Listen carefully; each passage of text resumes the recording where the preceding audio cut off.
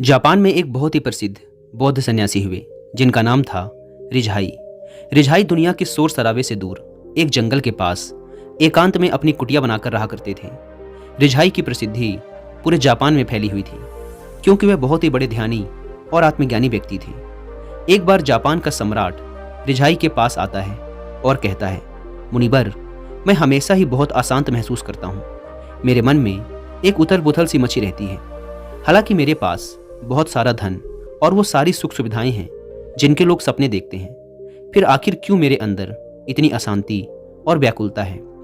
रिझाई ने कहा, इसका जवाब आप खुद जानते हैं, बस आपने कभी खोजा नहीं। क्या आप एक प्रयोग करेंगे जिसके बाद आपके जीवन में किसी भी प्रकार की कोई अशांति और व्याकुलता नहीं बचेगी। यह सुन सम्राट उत्साहित हो गया और बोला, बताइए मुनिवर, क्या करना पड़ेगा मुझे।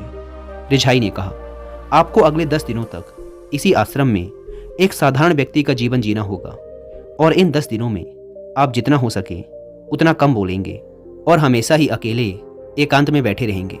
सम्राट रिझाई की बात से सहमत हो गया। पहले दिन सम्राट का मन रोज की तुलना में ज़्यादा अशांत और उथल पुथल से भरा रहा। उसके मन में सैकड़ों प्रश्न उठ रहे थे और साथ ही आश्रम के एक साधारण से जीवन में वह असहज महसूस कर रहा था। लेकिन रिझाई के कहे अनुसार उसने पूरे दिन एक भी शब्द अपने मुंह से नहीं निकाला और चुपचाप एकांत में बैठा रहा। रात होते होते उसे एक अजीब सी खुशी का अनुभव होने लगा। उसके अंदर की बेचैनी कम होती जा रही थी। अगले दिन सम्राट एकांत में चुपचाप बैठा हुआ पौधों, फूलों, पत्तों और आकाश में उड़ने वाले पक्षियों को निहारता रहा। आज जिंदगी में पहली बार उसने महसूस किया था कि उसके आसपास की प्रकृति कितनी खूबसूरत है। वह पूरी तल्लीनता के साथ दिन भर प्रकृति को देखता और महसूस करता रहा। इसी तरीके से 3-4 दिन बीत गए। अब तक सम्राट के मन की सारी भागा दौड़ी, सारी उथल पुथल शांत हो चुकी थी। 5वें दिन की सुबह सम्राट एकांत में जाकर बैठा तो कुछ देर बाद अपने आप ही उसकी आंखें बंद हो गई और वह ध्यान में चला गया। वह पूरे दिन आंख बंद किए बैठा रहा और गहरे ध्यान में उतरता गया। कोई शब्द नहीं, कोई चिंता नहीं। सम्राट अंदर से अनंत शांति और आनंद से भर गया था। अपने बाकी के बचे हुए दिन ध्यान में गुजारने के बाद सम्राट रिझाई के सामने उपस्थित हुआ। उसने रिझाई को झुककर प्रणाम किया और बोला, मुनिवर, मुझे जवाब मिल चुका है कि आखिर क्यों मेरे अंदर इतनी उथल पुथल है, आखिर क्यों मेरा मन इतना अशांत और व्याकुल रहता है। रिझाई ने कहा, बताओ मुझे, क्या जवाब मिला तुम्हें। सम्राट ने कहा, मैं ज़रूरत से अधिक शब्दों का प्रयोग करता था, अपने लोगों के साथ दिन भर बेमतलब की बातें किया करता था और फिर अकेले में उन्हीं बातों के बारे में सोचता रहता था, जिसकी वजह से मेरा दिमाग बेचैन और अशांत रहने लगा और इसी के साथ मेरा शरीर भी। और इसके परिणाम स्वरूप मैं अपने किसी भी काम को ठीक तरीके से नहीं कर पाता था और फिर मैं अपने लगभग हर काम में असफल होने लगा और इस असफलता की वजह से मैं और भी ज़्यादा उदास और क्रोधित रहने लगा, जिससे मेरा जीवन एकदम नीरस हो गया था। लेकिन इन 10 दिनों में मैंने महसूस किया कि मैं अपने जीवन को गलत तरीके से जी रहा था और मैंने यह भी सीखा कि आपको ध्यान करने की ज़रूरत नहीं है, बल्कि ध्यान तो अपने आप होता है जब आप स्थिर, शांत और मौन होते हैं।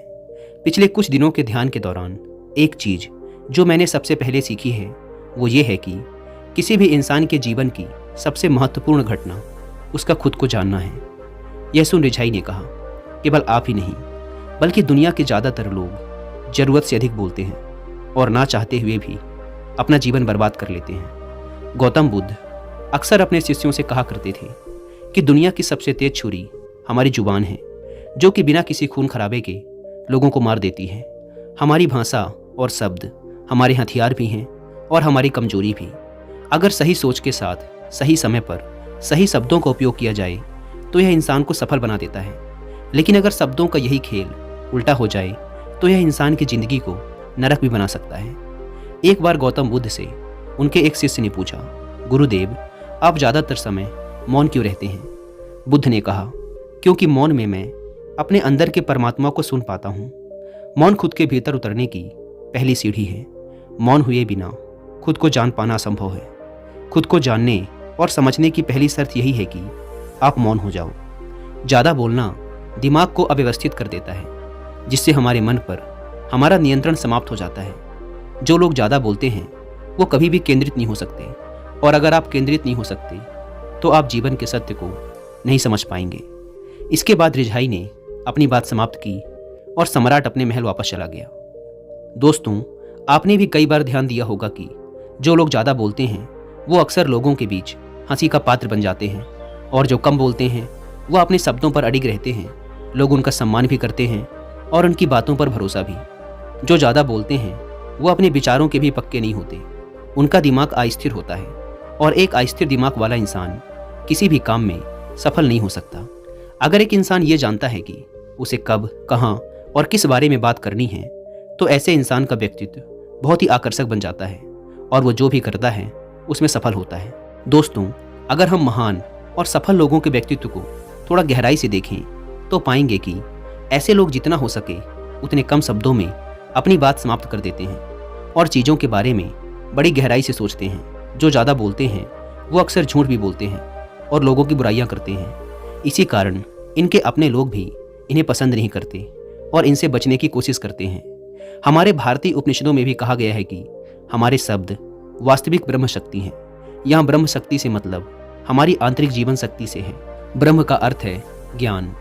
मौन से धैर्य आता है, धैर्य से ध्यान, और ध्यान से हम अपने जीवन के प्रति जागरूक हो जाते हैं। इसीलिए अगर हम ज़्यादा बोलते हैं तो हम मौन को खो देते हैं, जो कि हमारे शांत और स्थिर जीवन का पहला आधार है।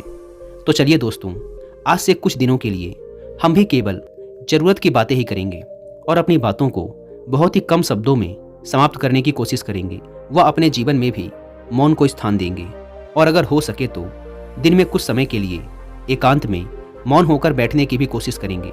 मुझे पूरा भरोसा है कि इससे हमारे जीवन में सकारात्मक बदलाव जरूर आएगा, और हो सकता है कि आप में से कुछ लोग उस सम्राट की तरह खुद को दोबारा से खोज लें। दोस्तों, अगर आप मौन रहने के फायदों के बारे में और डिटेल से जानना चाहते हैं तो इसके लिए आप कुकू एफएम पर the power of now book की हिंदी में बुक समरी भी सुन सकते हैं। कुकू एफएम, जो कि इंडिया का सबसे बड़ा ऑडियो बुक प्लेटफॉर्म है, वो आपको हजारों किताबें, audio books and book summaries के फॉर्म में उपलब्ध कराता है, वो भी एक बुक की कीमत से भी कम के प्राइस पर। मार्केट में एक नॉर्मल सेल्फ हेल्प बुक की कीमत भी 200 से 300 रुपए के बीच में होती है, लेकिन यहाँ पर आपको इससे भी कम कीमत पर पूरे साल भर के लिए हजारों किताबों का ऑडियो फॉर्म में एक्सेस मिल जाता है। वैसे तो इस प्लेटफॉर्म का ईयरली सब्सक्रिप्शन पड़ता है 399 रुपीज़ का, लेकिन इसमें भी आप 200 रुपये बचा सकते हैं अगर आप यूज़ करते हैं कूपन कोड WI200, और आपको इसके पूरे साल भर का सब्सक्रिप्शन पड़ेगा 399 की बजाय सिर्फ 199 रुपीज़ में। लेकिन जल्दी कीजिएगा, क्योंकि यह ऑफर सिर्फ पहले 250 लोगों को ही मिल पाता है। ऐप को डाउनलोड करने की लिंक भी आपको डिस्क्रिप्शन एंड फर्स्ट कमेंट पर मिल जाएगी।